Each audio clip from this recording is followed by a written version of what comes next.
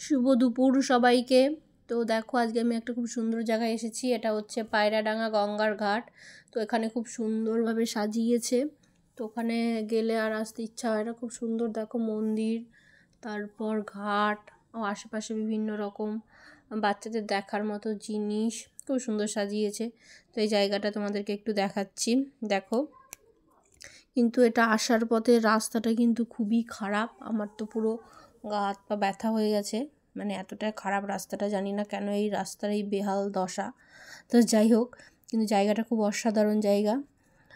যারা ভিডিও করতে চাও বা যাও, ওখানে প্রচুর লোকের ভিড় হয় স্নান করতে যাওয়ার জন্য। তবে এই জায়গাটার কিন্তু অনেক খারাপ দিকও আছে।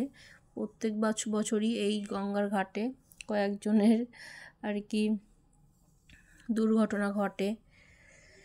তো যেই যাও সাবধানে যেও, কিন্তু জায়গাটা খুব সুন্দর, অসাধারণ দৃশ্য। তো এখান থেকে নৌকা করে ওই পারে যাওয়ারও ব্যবস্থা আছে। তো আমি দেখেছি, আমি কখনো যাইনি। তো দেখো এই যে গঙ্গার ঘাটের সাইডগুলো আমি একটু ঘুরে ঘুরে দেখাচ্ছি।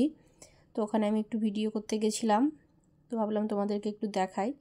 মানে ঘাটের সাইডেও বেশ পাশ দিয়ে কিছু জায়গা আছে, এই যে দেখতে পাচ্ছ।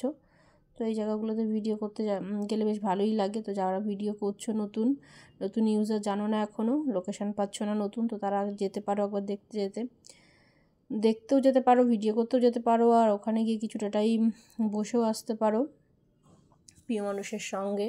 খুব সুন্দর জায়গাটা, গেলে যে কারোরই ভালোই লাগবে, বাচ্চাদেরও ভালো লাগবে। তো দেখতেই পাচ্ছ।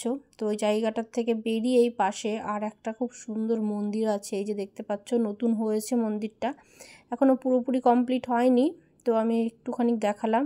তো এটা গঙ্গার, ওই যে দেখতে পাচ্ছ এই যে ঘাটের সাইডে এই মন্দিরটা হয়েছে। মন্দিরটা কিন্তু খুব সুন্দর, মানে কি বলবো, অসাধারণ।